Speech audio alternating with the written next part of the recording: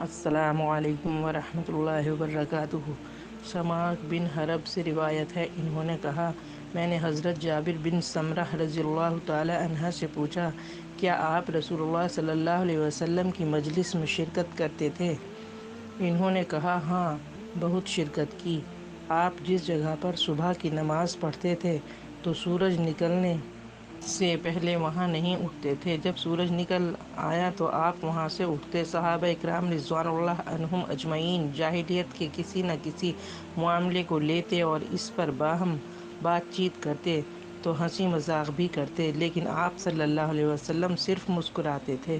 نبی کریم صلی اللہ علیہ وسلم کی اہلیہ حضرت عائشہ رضی اللہ تعالی عنہا سے روایت کی، انہوں نے کہا، جب بھی رسول اللہ صلی اللہ علیہ وسلم کو دو کاموں میں سے ایک کا انتخاب کرنا ہوتا تو آپ ان دونوں میں سے زیادہ آسان کو منتخب فرماتے، بشرط یہ کہ وہ گناہ نہ ہوتا۔